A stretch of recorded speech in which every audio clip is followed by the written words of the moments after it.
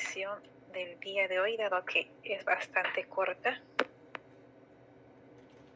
Buenas noches, profesora.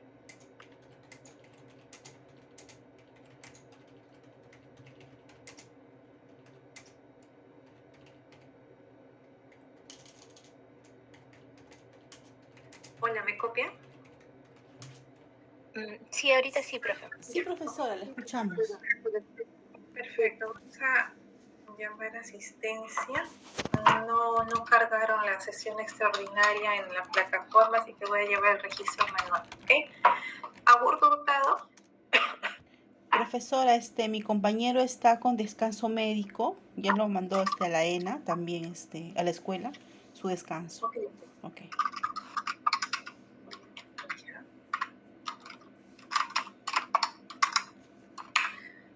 Angelio Olivera. Presente, profesora. Buenas noches. Ángeles Pinchi. Presente, profesora. Buenas noches.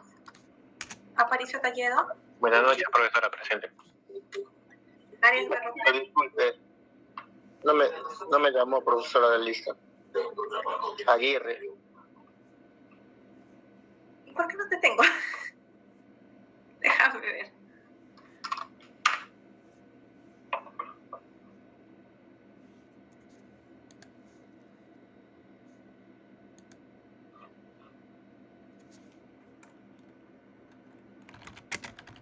¿Dónde estás?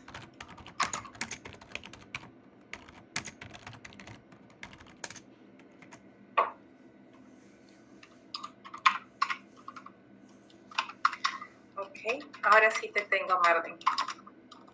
Gracias, profesora.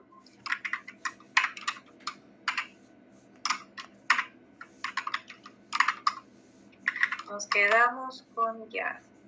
¿Stuart respondió? Presente, profesora. Gracias. ¿Arias Berrocal? Arias Presente, Berrocal. profesora. Buenas noches. Disculpe, Víctor Tunga. Ya, ok. Dana. Ok. Beldi. Por ahí lo escuché hace un rato. Víctor Beldi.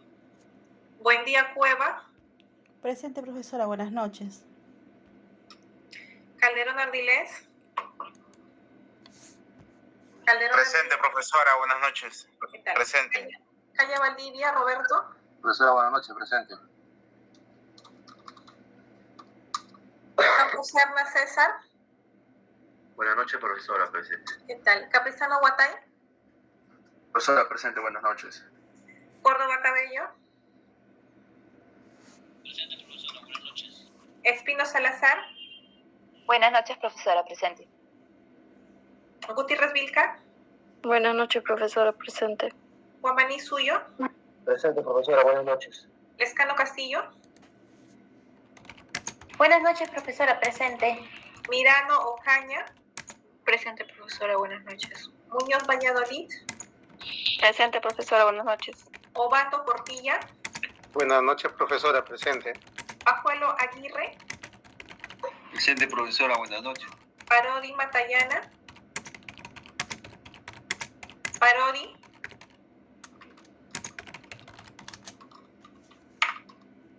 Ramos Pacheco. Profesora, buenas noches. Presente. Sarmiento Sicos. Buenas noches, profesora. Presente. Simón Collantes. Buenas noches, profesora. Presente. Suárez Cazorla. Suárez Cazorla. Tirado Zavala. Buenas noches, profesora. Presente. Velázquez Cabero. Buenas noches, profesora. Presente. Zavala Poma. Profesora, buenas noches. Presente. Sea Ríos. Presente, profesora. Buenas noches. Profesora, hay compañeros que escribieron en el chat su asistencia. Sí, profesora, el compañero Parodi ha escrito su asistencia en el chat. Déjenme terminar un ratito, por favor. Y finalmente, Suni Chávez. Suni Chávez. Profesora, buenas noches. Roxana, ¿qué tal? ¿Cómo estás? Arias Berrocal. ¿Está en el chat? No, profesora. Ya, gracias.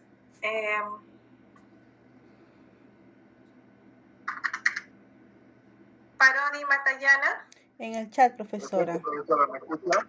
Ahora sí les copio. Perfecto. Escuche, profesora, gracias. Profesora, buenas noches. Disculpe, Ana Paredes no me llamó. Ya, Víctor Belli.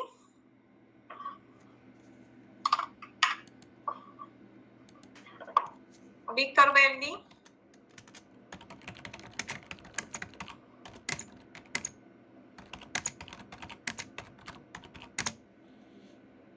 Ana Sofía.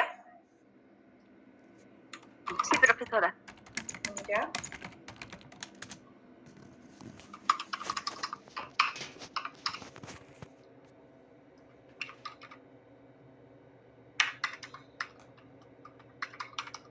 Ya te tengo.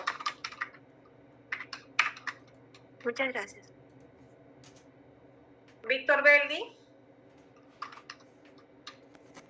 Profesora, disculpe, mi compañero estaba conectado en la última clase, pero ahora parece que no se ha tenido problemas, creo, debe tener problemas con conexión o algo habrá pasado, porque Sí, tampoco se pero comunica a conmigo mí lo mediante WhatsApp. escuché.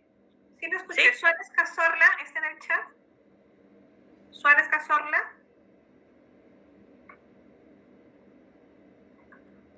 Ya, Arias Berrocal Dana y luego Beldi seguramente se conectará y Suárez Cazorla, Gonzalo. ¿Está en el chat? No, ¿no? Listo. Regularizamos y no regular. Ok, voy a compartir pantalla porque el tiempo que tenemos es bastante corto. Y vamos a hacer un repaso de lo que quedó las sesiones anteriores que ustedes me comentaban que no se logró entender muy bien lo que era la entidad relación, ¿cierto? Ya, les he traído algunos ejemplos, a ver si de repente de esa forma se puede, de forma más práctica se puede entender mejor. Ya, entonces, habíamos visto un ejemplo, recordando un poco cómo estructurar los datos, cómo estructurar la información, ¿no? Entonces, habíamos visto un ejemplo de los alumnos de la ENA, donde decíamos que un atributo es una propiedad o característica que tiene un objeto. En este caso, el objeto de estudio son los alumnos de la ENA. Entonces vimos entre varios atributos que ustedes mismos me habían indicado. Por cierto, están viendo mi pantalla, ¿verdad? Sí. Bueno, ya, perfecto. Incluso ustedes mismos me ayudaron a identificar algunos no, varios atributos que podría tener este objeto de estudio que hemos denominado alumnos de la ENA.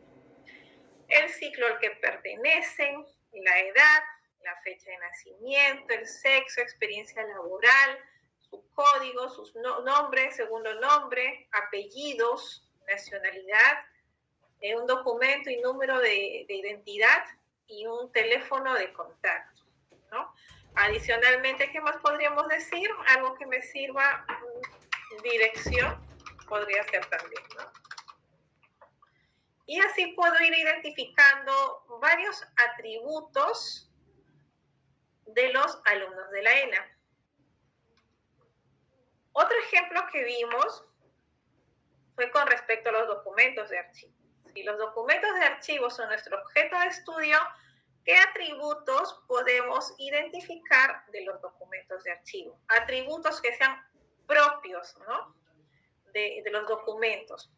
Y dijimos, entre varios, el tipo documental, el año, como fechas extremas, el fondo documental, la unidad de procedencia, es decir, la sección, la serie documental, el número de expediente al que pertenecen, en qué orden está la pieza documental dentro del expediente, el lugar de procedencia, si es original, si es una copia.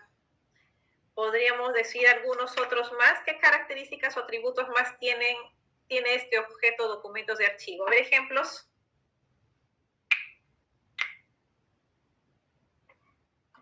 Parodi.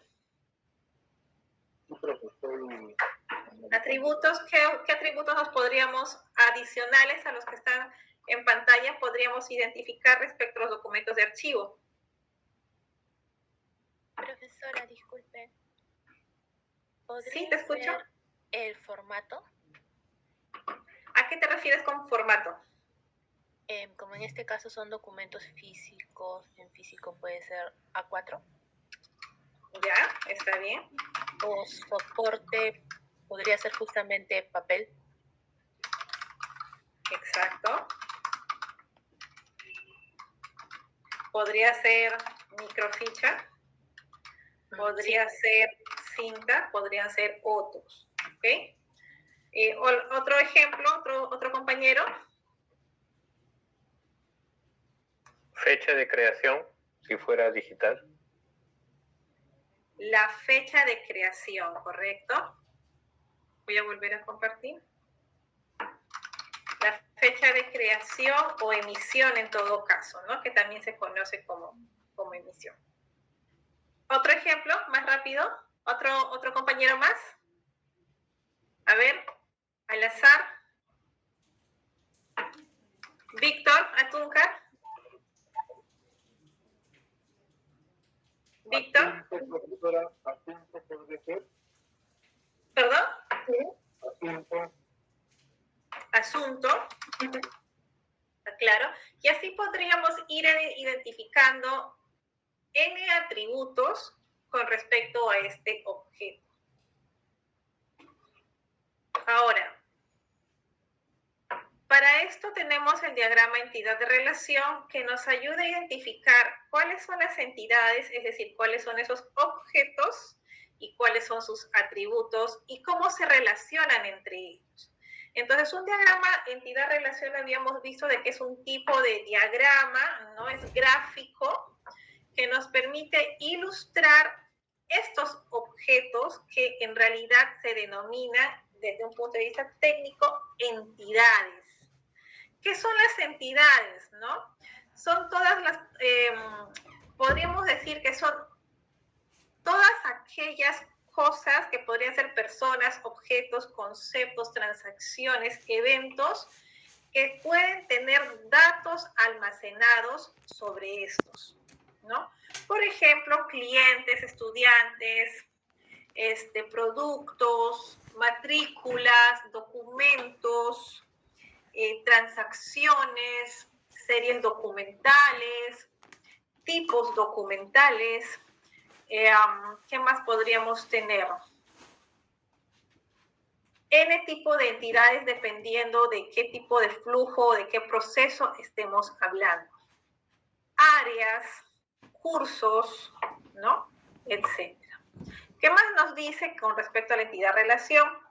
Que emplean un conjunto definido de símbolos, donde ustedes busquen, si se ponen a googlear entidad-relación, indistintamente de la fuente, el rectángulo siempre va a representar la entidad y los óvalos van a representar sus atributos. Los rombos, la forma como estos se relacionan. Entonces, a menudo se combinan con los diagramas de flujo que trazan el flujo de la información para procesos o sistemas, ¿no? Pero esto es muy importante que no confundan la entidad-relación con los diagramas de flujo. El diagrama de flujo es la entrada para que tú puedas diseñar tu diagrama de entidad-relación. Vimos aquí alguna de la simbología que es muy utilizada, ¿no? El rectángulo para representar a la entidad, el rombo para representar a la relación, ¿no? Más que un círculo es una figura un poco más ovalada para representar los atributos y la cardinalidad, que es la relación propiamente dicha. Habíamos visto algunos ejemplos también. Decíamos que, por ejemplo, un expediente, ¿no?, pertenece a una serie documental, ¿no? Un documento pertenece a un expediente.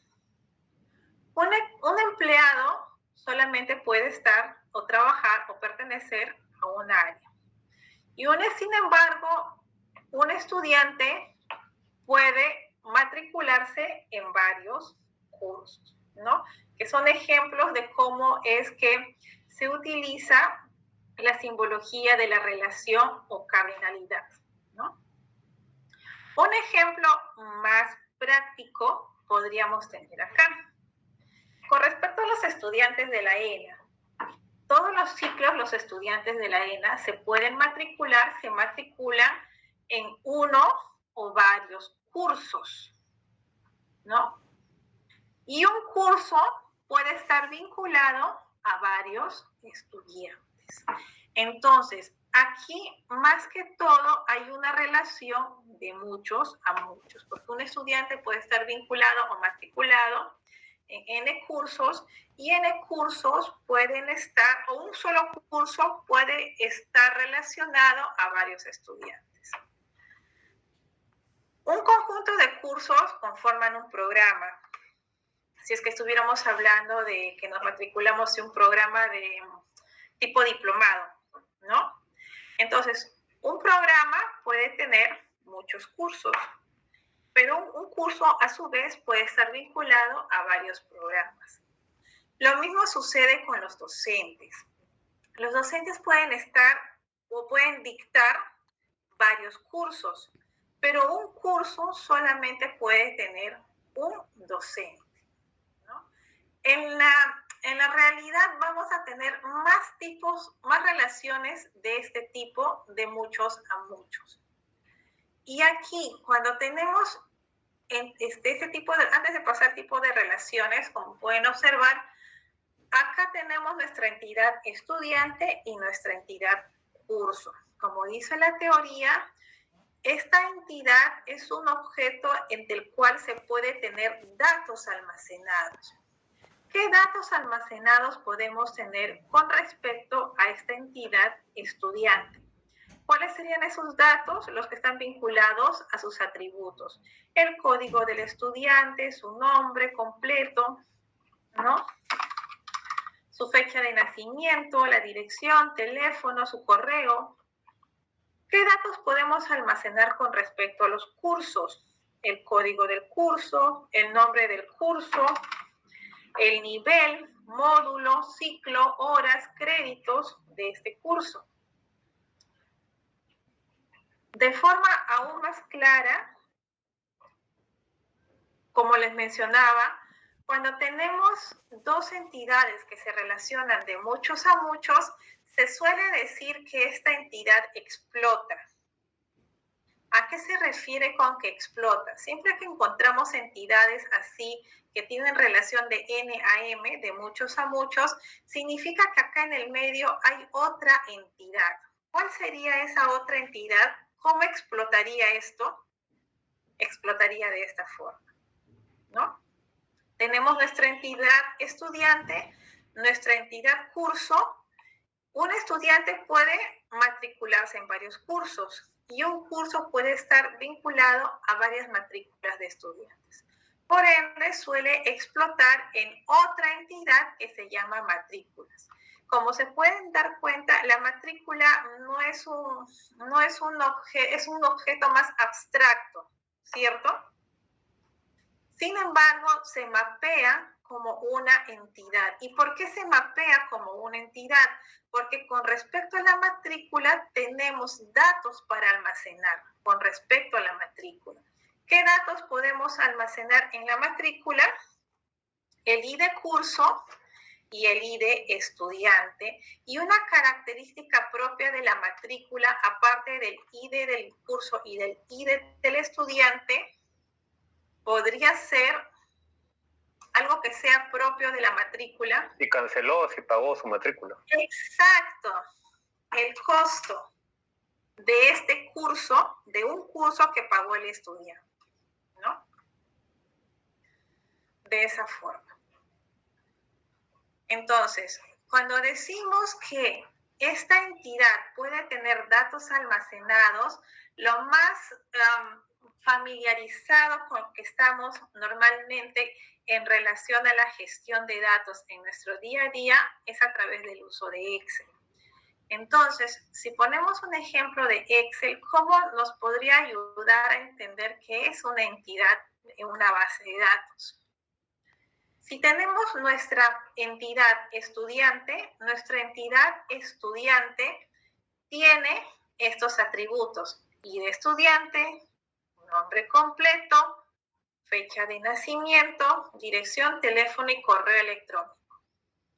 Si lo pasamos a un Excel, podríamos decir que estos atributos son las columnas. El estudiante, su nombre completo, su fecha de nacimiento, dirección, su teléfono y correo electrónico. Y aquí están todos los datos para cada uno de estos atributos. Entonces, aquí de forma más práctica, a modo de ejemplo, podemos decir que efectivamente con respecto a la entidad estudiante, esos son los datos que vamos a almacenar con respecto a esta entidad estudiante. Vamos a almacenar sus datos de código, su nombre completo, fecha de nacimiento, dirección, teléfono y correo electrónico. Si ustedes quieren normalizar aún más las características o atributos de este estudiante, su nombre completo podría explotar en más campos, ¿no? Por ejemplo, podríamos, como hemos visto en las clases pasadas, apellido paterno y apellido materno. Y aquí tendríamos que aumentar esas dos columnas, ¿no? Acá tendríamos que aumentar la columna de apellido paterno y apellido materno.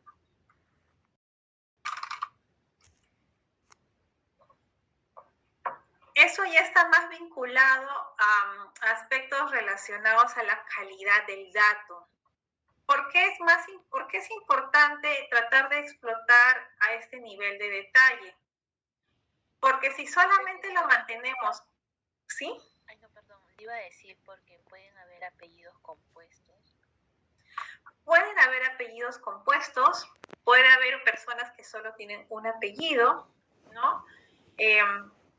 Puede ser que haya personas que tengan, en el caso de las damas, apellido de casada. Y al tenerlo en un solo campo, es mucho más difícil validar que la persona que va a usar el sistema y que va a empezar a digitar los datos, coloque solamente nombre. Por ejemplo, en el caso de esta primera alumna, ¿no? Que se llama Leandra Ana Malo. El usuario, al momento de registrar los datos de Leandra, la persona que va a hacer el registro de los estudiantes en el sistema, puede solamente digitar Leandra y no digita el resto. Es mucho más difícil para el sistema poder validar a ese nivel de detalle, ¿no? En cambio, si lo separamos en 3 columnas distintas, en 3 atributos separados, mejor dicho, puedo validar que los 3 campos estén llenos, o por lo menos el primero y el segundo, porque también hay peruanos que no todos los peruanos tienen apellido materno, ¿no? Entonces son reglas que también hay que ir conociendo para poder hacer las validaciones y mejorar la calidad del dato. Finalmente, ya para regresar, no salirnos del tema, lo que quería mostrarles de forma más gráfica y práctica es que una entidad es toda aquella que yo identifique en mi flujo de proceso sobre la cual quiero almacenar datos. Imagínense que su base de datos es un Excel, ¿no? Por ejemplo, acá tengo mi base de datos que tiene acá la entidad alumnos, ¿no? Que tiene acá la entidad cursos y tiene acá la entidad matrícula. Y que están vinculados. ¿Cómo sé yo que están relacionados? Porque en el Excel lo vinculo con fórmulas, ¿no? Si yo borro el curso UD3, lo borro de acá, lo elimino, me va a impactar en todas las tablas que estén relacionadas. En este caso, al borrar el curso número 3, me impactó en la tabla matrículas, ¿no? Y en varios, porque aquí habían varios estudiantes que estaban matriculados en ese curso. Algo así como las fórmulas y los vínculos en el Excel funcionan las relaciones. Un poco más complejas, pero a modo de ejemplo, más o menos esa es la idea. La diferencia es de que si yo acá en el Excel me vuelo esta fila y lo guardo, no pasó nada, ¿no? No sé quién lo borró, no sé cuándo lo borró, ¿no? Sin embargo, en una base de datos sí hay lo que se conoce como registros de auditoría.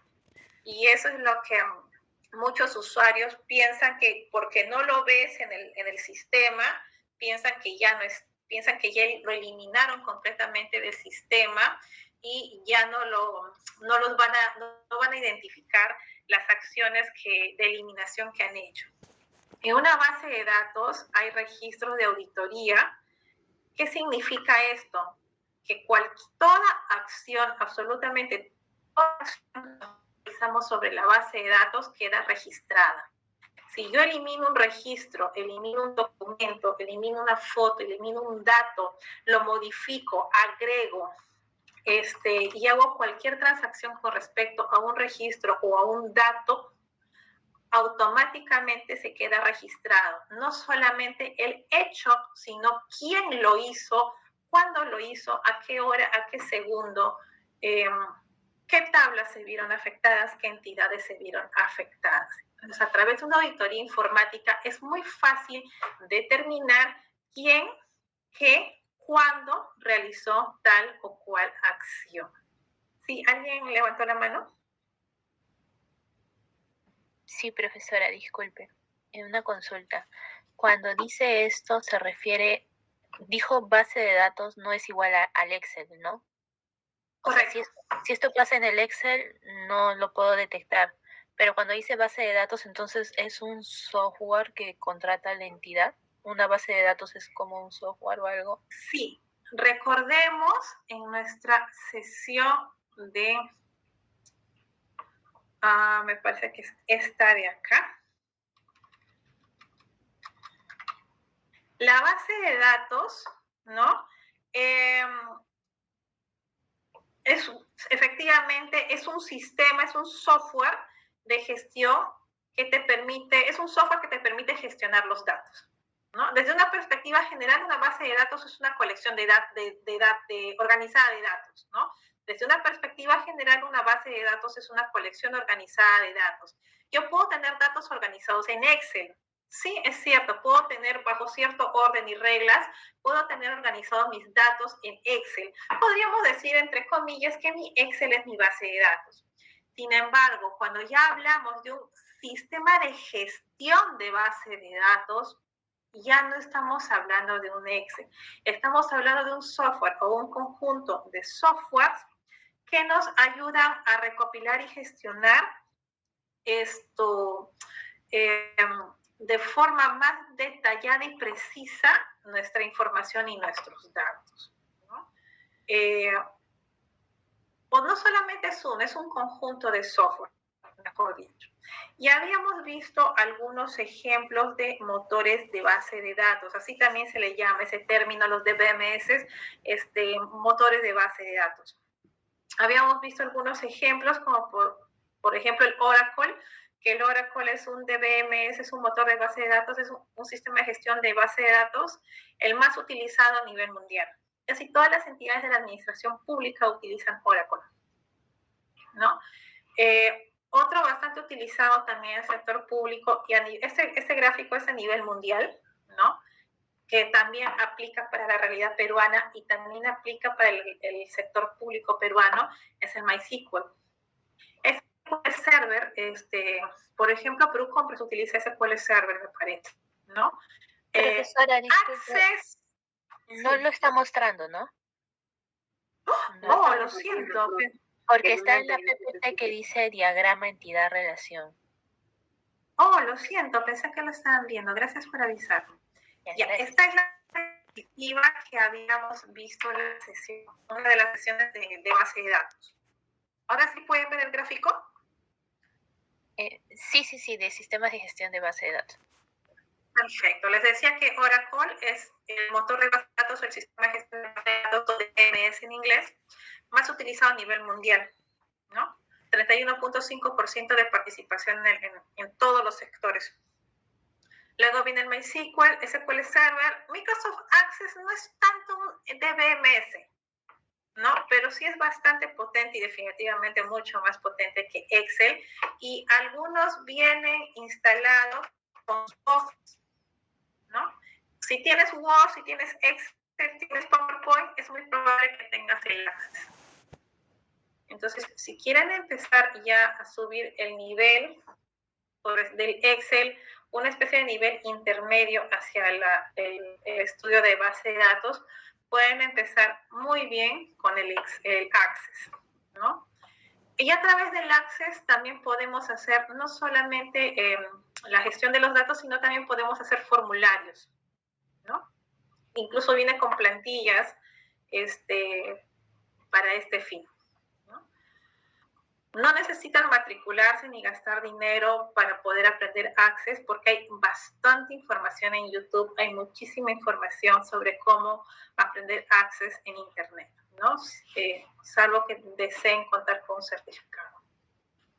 Otro motor de base de datos bastante potente es Postgres. Postgres y MySQL vienen de Linux, ¿no? Es un sistema operativo distinto al Windows, pero ya a través de los años ahora también ya puede correr con normalidad en Windows, ¿no? Son multiplataformas. El SQL Server sí es propio de Microsoft, sí o sí corre en Microsoft. Y así tenemos varios motores de base de datos, pero esos de acá hasta MongoDB son los más utilizados a nivel mundial, ¿no? No sé si me dejé entender, con eso respondí tu pregunta. Sí, profesora, gracias. Ya, regresando al tema de la relación, vemos que el estudiante, la entidad estudiante, tiene estos atributos y estos atributos vendrían a ser como sus columnas. ¿Okay? En el caso de curso, tengo estos atributos: el ID del curso, el nombre del curso, el nivel, el módulo, el ciclo, horas, créditos, y estos atributos los puedo ver reflejados en formas de columnas dentro de un Excel, ¿no? Acá tengo los datos del ID curso, el nombre del curso, que son los cursos que ustedes han matriculado en su programa, el nivel, el módulo, el ciclo, las horas, los créditos, ¿no?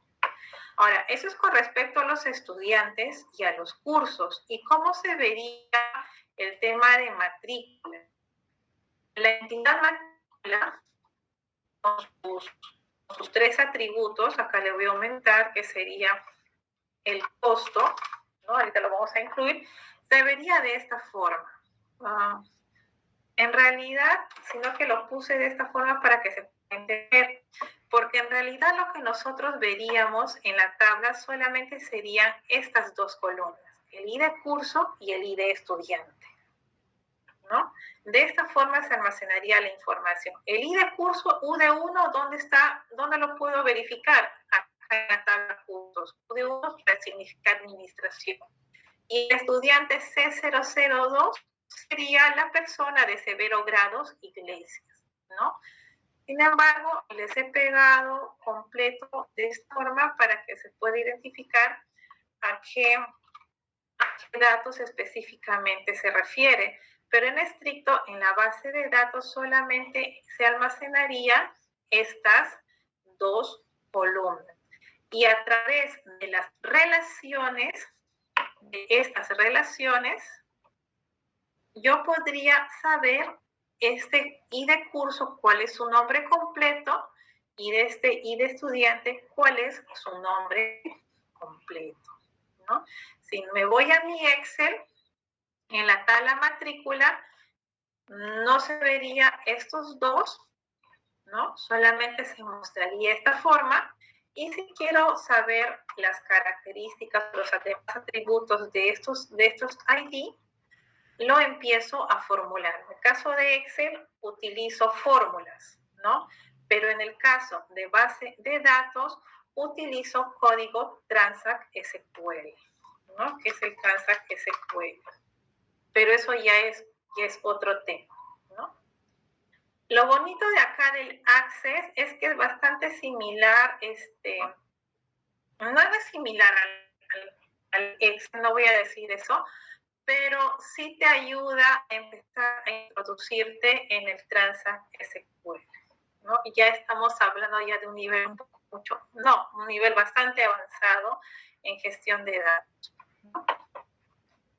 Para usuarios finales me refiero, ¿no? Entonces, de forma gráfica, este diagrama entidad-relación, ya los ingenieros después lo traducen en entidades de relación de base de datos, entidades de tablas, ¿no?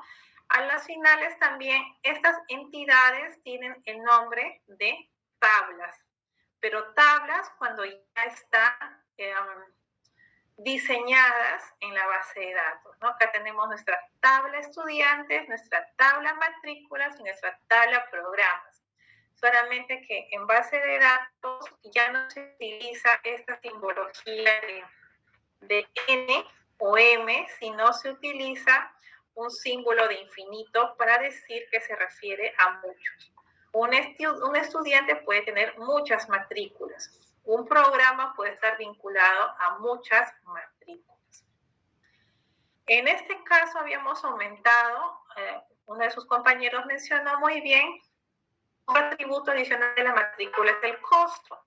Como se podría ver aquí, pues aumentaría un campo más, un atributo más, que sería el costo, y a este estudiante de repente este curso le costó, no lo sé, dependiendo de cuánto esté el crédito. Vamos a ver, vamos a buscar este curso en la tabla curso 1, 2, 3, 4, 5, 6, 7. Profesora, ¿no podríamos poner un apartado para ver si se matriculó o no se matriculó en el curso? Ya vas, no, de poder se puede, pero ahí ya estamos hablando de que vas mejorando y afinando tu análisis, porque en estricto acá están los matriculados efectivos. O sea, si no estás aquí, en esta tabla matrícula, es porque no te has matriculado. Ah, ya está bien. Ya, supongamos que el crédito cuesta 5 soles, ¿no? Y aquí podríamos ir obteniendo el costo de lo que se pagó por cada curso. Y ustedes van haciendo sus tablas dinámicas para saber este alumno en total cuánto pagó para matricularse en todos los cursos en los que se haya registrado, ¿no? Ahora, por ejemplo, otra entidad, ¿qué otra entidad más podríamos explotar de aquí? Tenemos una matrícula y tenemos un estudiante.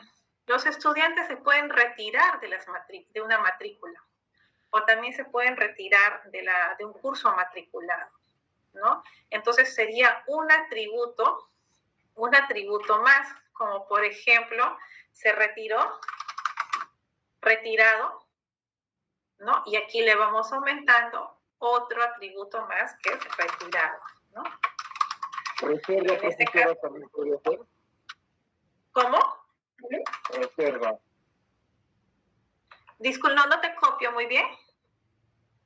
Reserva. Reserva, correcto. Esa podría ser otra entidad, muy bien. Atributo. Esa podría ser otra entidad, ¿no? Como una especie de prematrícula, ¿no? Algo por el estilo. Entonces ya vas a Las convalidaciones, profesora. Ya, las convalidaciones ya sería otra entidad, exacto. Y vas aumentando tu análisis, pero ¿de dónde va saliendo ese análisis? De tu diagrama de flujo. Si en tu flujo de proceso has considerado reservas o prematrículas, bien, ¿no? Si en tu análisis has considerado el otro aspecto que acabas de mencionar, ¿cuál era? ¿Se me acaba de ir el nombre? Convalidar. Si como parte de tu flujo de proceso de matrículas has considerado el flujo alternativo de convalidaciones, tu entidad relación debe incluirlo. Si tú estás modelando respecto a solicitudes de acceso a la información pública, ¿no? ¿Hasta qué parte del proceso estás modelando? Estás haciendo tu diagrama de flujo.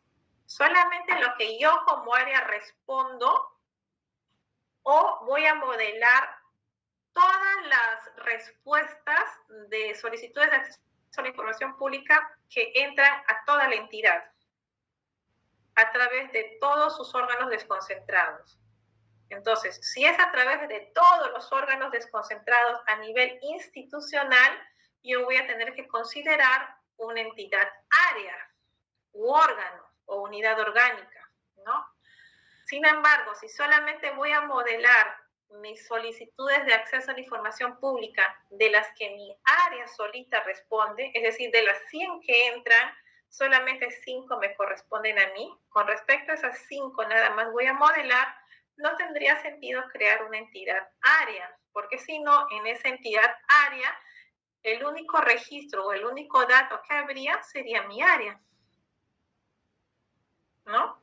Entonces, la cantidad de entidades que ustedes vayan generando depende del alcance de su diagrama de flujo. ¿Tienen alguna otra consulta? No, profesora, por ahora no. ¿Ayuda a aclarar o al menos un poco más? Sí, profesora, con relación a este ejemplo, sí. Sí. Ya, esta parte de acá de las tablas no vamos a llegar, esto solamente se los estaba mostrando nada más, solamente vamos a llegar hasta entidad relación. Con que ustedes sepan identificar en su diagrama de flujo cuáles son las entidades y los atributos mínimos necesarios que ustedes o que su proceso requiere, ya es un montón para que ayude al análisis de sistemas. Esta parte ya es chamba del área de sistemas. Esta parte. En realidad, incluso esta parte de acá también es chamba del área de sistemas. Esta es la parte de la chamba del analista de sistemas. Sin embargo, si ustedes no es que la dominen, pero la entiendan, sepan cómo interpretarla, ya pueden ir a hablar a la par con el analista de sistemas. Porque ustedes, como responsables funcionales de la gestión documental y gestión de archivo, y quieran proponer una solución informática, ustedes van a ir a hablar con el analista de sistemas. No van a hablar con el arquitecto de sistemas, ni con el arquitecto de base de datos, no. O sea, el par con el que ustedes se van a tener que entender es con el analista de sistemas. Y el analista de sistemas, para que pueda hacer este diagrama entidad-relación, ustedes le van a tener que hablar a lo menos a ese nivel o a ese idioma. ¿Ok? ¿Consultas? Profesora, disculpe, hay atributos indispensables, ¿no? Esos que son subrayados. ¿Están subrayados? No. En su ejemplo anterior, usted subrayó. De todos los, por ejemplo, de estudiantes, de todos los atributos, hay uno subrayado. De los cursos, hay uno subrayado. Es decir, no en los que usted muestra, pero son indispensables. ¿Es correcto? ¿Es así? Los indispensables, digamos que hay indispensables a nivel funcional y hay indispensables a nivel de auditoría. Los que ustedes tienen que identificar son los funcionales, es decir, aquellos que están vinculados directamente al negocio, al flujo de proceso, porque hay otros campos que, por ejemplo, sí o sí se crean, pero que eso los crea ya el área de sistemas, como por ejemplo la fecha de registro en base de datos, ¿no? El usuario que lo registró. Ya son atributos. Esos son los datos que se mencionó que son para auditoría, ¿no? Sí. hay algunos que son registros de auditorías o atributos de auditoría que se crean y hay otros que por defecto ya vienen en el sistema de gestión de base de datos. Estos sistemas, estos motores de base de datos ya vienen incorporadas con esas funcionalidades, ¿no? Los que ustedes tienen como profesionales de archivo, especialistas en gestión documental y gestión archivística, los que ustedes tienen que identificar son estos anaranjados. Estos son los del negocio, los del flujo de procesos que ustedes quieren automatizar, quieren digitalizar y quieren transformar digitalmente.